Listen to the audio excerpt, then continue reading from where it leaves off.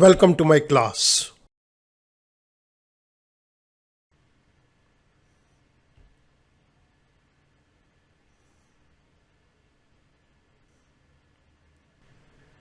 The Indian Contract Act 1872 इस particular video lecture के अंदर मैं कंसिडरेशन के पॉइंट को टेकअप करूंगा और सबसे पहले हम इसके मीनिंग को डिफाइन करेंगे.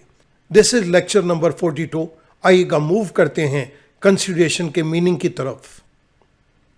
किसी भी कॉन्ट्रैक्ट के वैलिड होने के लिए हमारे पास कुछ चीज़ों का होना ज़रूरी है. First we need to have agreement. Agreement means offer plus acceptance. Agreement के साथ जब लीगल ऑब्लिगेशन जुड़ जाएगी then this will become a contract. इस कॉन्ट्रैक्ट के साथ अगर 5 एसेंशियल एलिमेंट जुड़ जाएं तो ये एक वैलिड कॉन्ट्रैक्ट को जन्म देगा. The first one is competent party. The second one is free consent. The third one is consideration. The fourth one is lawful object. And the fifth and the last one is not declared to be void. In 5 points के अलावा एक और point है compliance with legal formalities. जब हम किसी contract के साथ इन 5 बातों के साथ कंप्लायंस विद लीगल फॉर्मेलिटीज को जोड़ देते हैं then the contract is termed as valid contract. आइएगा अब मूव करते हैं वैलिड कॉन्ट्रैक्ट के एक इंपॉर्टेंट कंपोनेंट के ऊपर, that is consideration. One of the essential element of valid contract is consideration. Consideration एक वैलिड कॉन्ट्रैक्ट के अंदर एक बहुत ही जरूरी एलिमेंट है. An agreement without consideration is a bare promise and is not binding on either party. जिस agreement के अंदर कंसिडरेशन नहीं है वो एक खोखला प्रॉमिस है और ये दोनों पार्टीज के ऊपर किसी के लिए भी कोई जिम्मेदारी क्रिएट नहीं करता. सो किसी भी कॉन्ट्रैक्ट के लिए कंसिडरेशन का होना बहुत जरूरी है. Now the meaning of consideration. Consideration is quid pro क्यो, that is something in return. मैं किसी को कुछ चीज देता हूं, उसके बदले में मुझे वापसी में जो कुछ मिलता है दैट इज कंसिडरेशन. इस कंसिडरेशन के अंदर हमने एक वर्ड को यूज किया, क्विड प्रो क्यो. दिस क्विड प्रो क्यो is a Latin word which means something for something. हम किसी को कुछ देते हैं, उसके बदले में जो कुछ हमें मिलता है दैट इज कंसिडरेशन. सो हम कंसिडरेशन को लैटिन वर्ड्स के अंदर क्विड प्रो क्यो का भी नाम दे सकते हैं.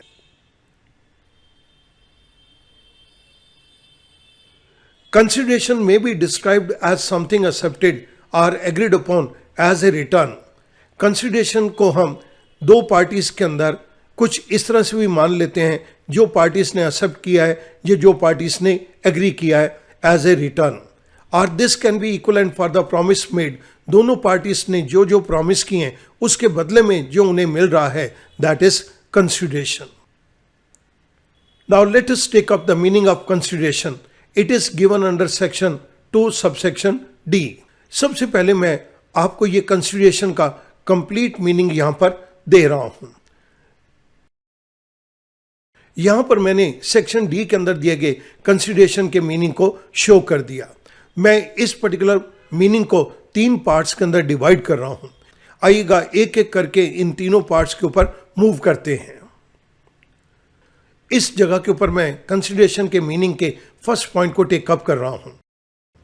When at the desire of the promiser, the promisee or any other person has done or abstained from doing something, such act or abstinence is called a consideration for the promise. जब promiser की इच्छा के ऊपर promisee ने या किसी और व्यक्ति ने किसी काम को कर दिया है या किसी काम को करने से रोका गया है, प्रॉमिसी का वो एक्ट, प्रॉमिसी का वो काम या प्रॉमिसी की एब्स्टिनेंस, उस काम को करने से इनकार, ये कहलाएगा consideration for the promise. It means promisee ने प्रॉमिसर की इच्छा के ऊपर किसी काम को कर दिया या किसी काम को परफॉर्म करने से मना किया, तो प्रॉमिसी का ये एक्ट या एब्स्टिनेंस या उसका मना करना उस प्रॉमिस का एक कंसिडरेशन माना जाएगा. इस पर्टिकुलर लाइन के अंदर हमने पास्ट टेंस को कवर किया है. इट मीन्स ये काम ऑलरेडी हो चुका है। I move on to the second point. When at the desire of the promiser, the promisee or any other person does or abstains from doing something, such act or abstinence is called a consideration for the promise। यहां पर हम present को ले रहे हैं। जब promisor की इच्छा के ऊपर प्रोमिसी या कोई और व्यक्ति किसी काम को कर दे या उस काम को करने के लिए मना करे, तब प्रोमिसी का वो एक्ट या एब्स्टिनेंस उस पर्टिकुलर प्रॉमिस के लिए कंसिडरेशन कहलाएगा। अब मैं इस पूरी की पूरी लाइन को टेकअप कर रहा हूं। जब प्रोमिसर की इच्छा के ऊपर प्रोमिसी ने या किसी और व्यक्ति ने किसी काम को वो कर रहा है या किसी काम को करने से मना कर रहा है, तो प्रोमिसी का ये एक्ट या एब्स्टिनेंस उस पर्टिकुलर प्रॉमिस के अंदर एक कंसिडरेशन कहलाएगा। Now I move on to the third point. When at the desire of the promisor, the promisee or any other person promises to do or abstain from doing something, such act or abstinence or promise is called a consideration for the promise। जब promisor की इच्छा के ऊपर promisee ने या किसी और व्यक्ति ने कोई वचन दिया है किसी काम को करने के लिए या किसी काम को ना करने के लिए उन्होंने कहा है, तो प्रोमिसी का वो एक्ट या एब्स्टिनेंस मना करना या प्रोमिसी का वो प्रॉमिस इस पर्टिकुलर प्रॉमिस का कंसिडरेशन माना जाएगा। सो स्टूडेंट, आपने इस चीज के अंदर देखा, हमने कंसिडरेशन की डेफिनेशन को 3 डिफरेंट पार्ट्स के अंदर डिवाइड कर दिया। यहां पर मैं कंसिडरेशन की डेफिनेशन को कंबाइन कर रहा हूं। ये मैंने कंसिडरेशन की कंप्लीट डेफिनेशन को यहां पर कंबाइन कर दिया। When at the desire of the promiser, the promisee or any other person has done or abstained from doing, ये past के अंदर है। Second point, when at the desire of the promiser, the promisee or any other person does or abstain from doing, ये present के अंदर है।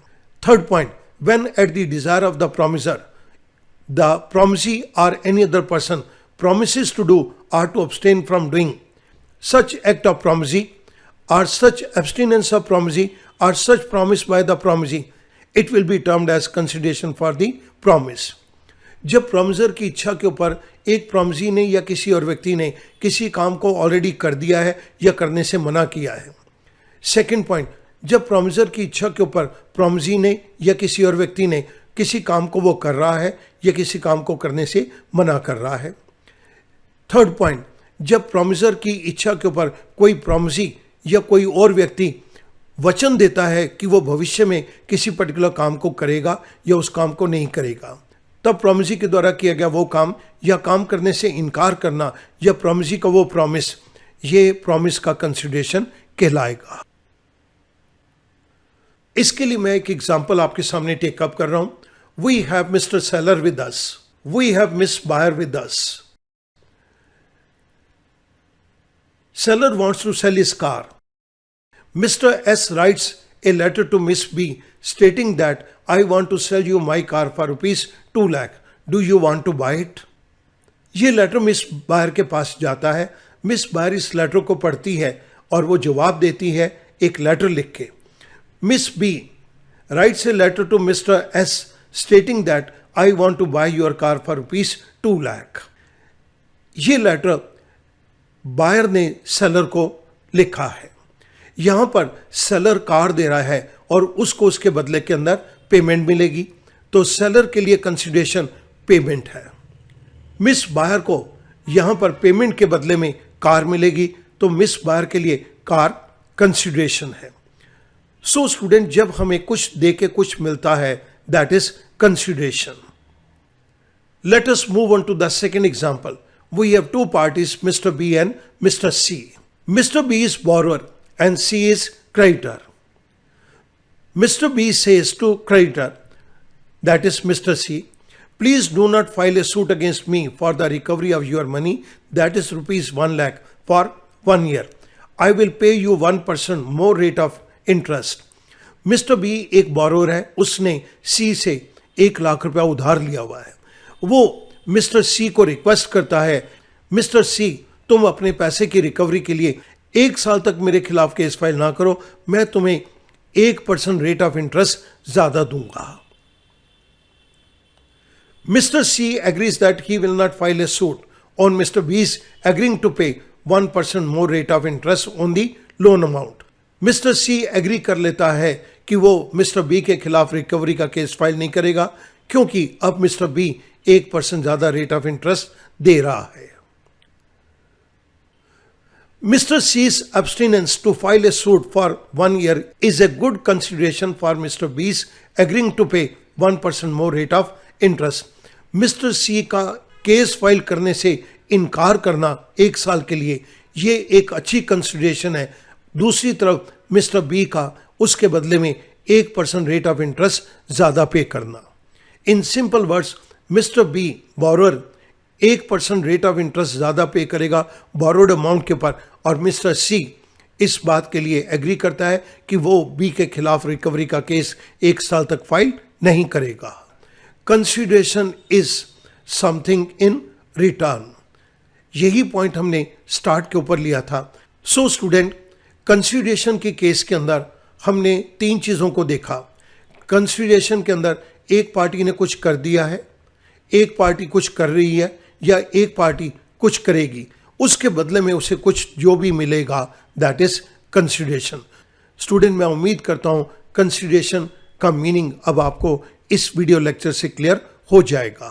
Thank you very much.